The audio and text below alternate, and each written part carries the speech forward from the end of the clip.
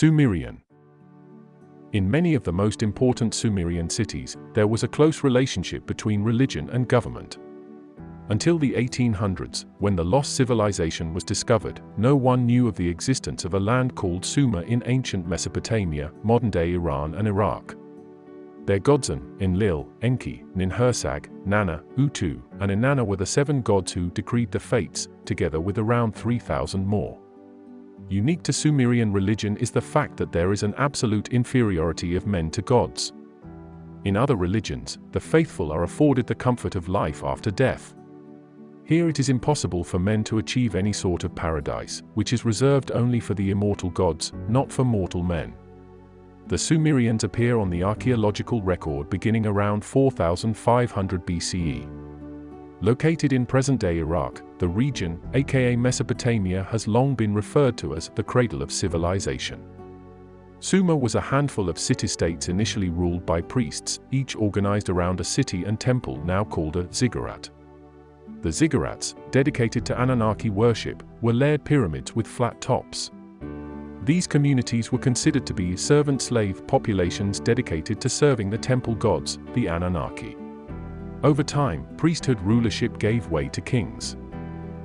The Sumerians were skilled trade merchants and acquired lapis lazuli from Afghanistan, cedar from Lebanon, and gold from the Indus Valley. Their agrarian culture gave us the plow as well as time, the 24-hour day and 60-minute hour. Forbidden Archaeology has researched the history of archaeology for 40+ years, documenting findings that have been excluded from mainstream academic archaeology, findings that would disrupt the widely accepted story of human origins. Cremo, along with authors Zakaria Sitchin, Eric von Daniken and several others, makes compelling arguments that the Anunnaki were, in fact, off-world beings posing as gods.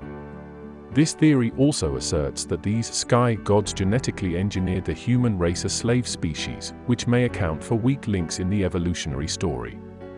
These theories gave birth to the ancient astronaut hypothesis, asserting that off-world beings have been posing as gods to influence human affairs for millennia. Many believe that the Anunnaki extracted massive amounts of gold using human labor. This is derived from multiple discoveries of ancient mining tunnels in South Africa, as well as relics and links to the Sumerians. No one knows why they wanted gold, no one knows how much was taken, said Tellinger. He added that the Anunnaki introduced the concepts of money, finance, and debt to human societies.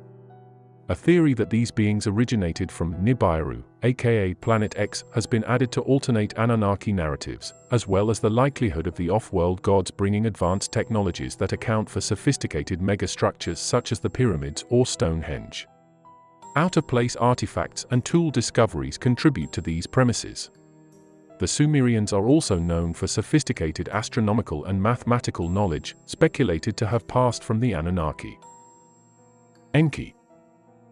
Enki, a god known for his inherent worth, represented healing, fertility, and creation in Sumerian culture. His intelligent magic often included trickery to benefit the good of the human race. Son of a sky god, Enki was thought to reign over the earth and high heavens. As a leader of the Annuna gods in Sumeria, it is believed Enki inhabited the earth nearly 400,000 years ago. The Annuna or Anunnaki were beings of higher consciousness and advanced technology. According to legend, these gods or extraterrestrials came to Earth in search of gold. In one Babylonian story, the elder gods enjoy a leisurely life while the younger gods worked away mining gold. The intelligent yet mischievous Enki suggested the gods create other beings to mine the gold for them. The Anunnaki were thought to be clone masters who sought to clone lesser beings, such as the human race, to do their work. Control of human beings is still thought to be happening under Anunnaki gods today. Although Enki contributed to the concept of cloning, which could be considered manipulation of the human race, he was well-intended and provided humans with information on how to restore balance to the earth after devastating droughts and famine. Enki was drawn to forgiveness, compassion, and humanity.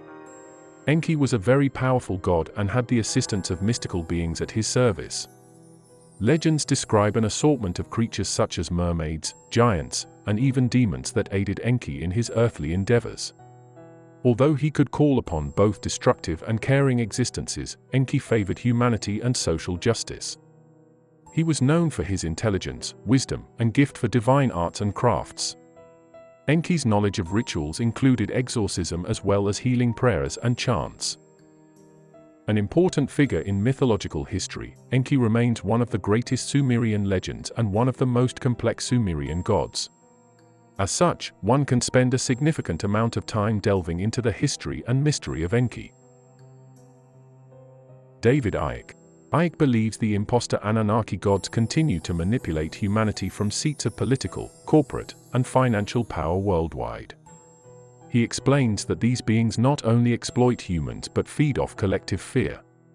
Icke calls for a disconnect from mainstream media and Orwellian entrainment that triggers fear and anxiety, an aggregate hypnotic state. Many share Icke's view. On the surface, the Anunnaki reptilian narrative appears to be a completely unbelievable hypothesis. But follow the breadcrumbs for a fascinating story reaching from ancient times to modern time. Those of royal blood.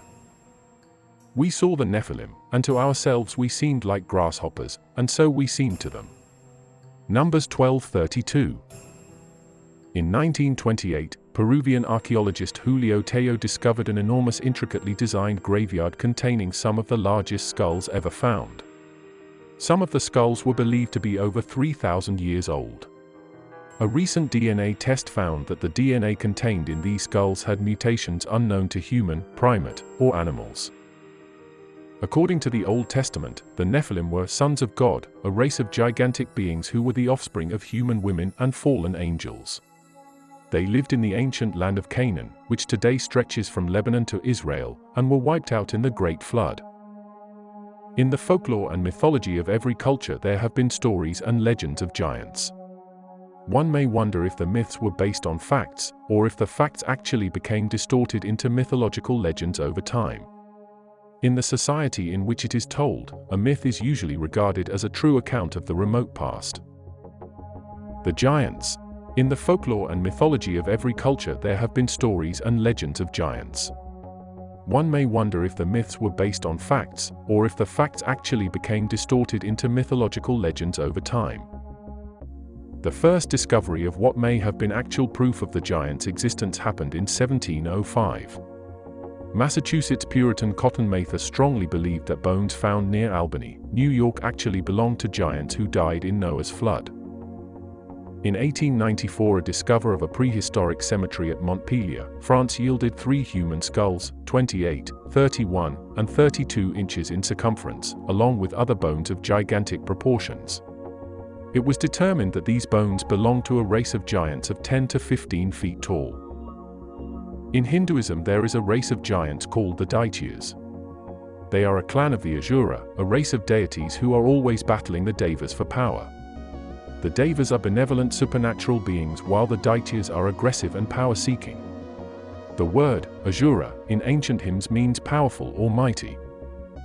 Paiute legend, their ancestors battled this race of giants who were a hostile and warlike tribe. Saiti-Ikar was the name that the Paiutes called the red-haired giants. Saiti-Ikar in Paiute language means tule eaters, for they ate the fibrous water plant, tule. Supposedly, the giants were also cannibals. Other tribes, like the Mayan and Aztecs, recorded encounters with giants on journeys further north. On many continents burial sites and remains of giants have been discovered, some as tall as 12 to 15 feet. In Greek mythology, Atlas was one of the Titans who went to war against Zeus's gods of Olympus. When the Titans lost, Zeus condemned Atlas to hold up the sky for all eternity. In Irish mythology, Bela was the king of the Fomorians, a race of giants who were said to be early settlers of Ireland. Bela, much like the Cyclops, was a one-eyed giant and the god of death. Gentil are giants from the mythology of the Basque region of France or Spain, and are said represent the pagans who inhabited the land before Christianity. Gentil the giants that loved to throw rocks. Because of this they were thought to have built the many megalithic stone circles and dolmens in the Basque region. Are these proofs of an encounter with real giants? Did the Anunnaki really come from the skies? Stay tuned and find out more.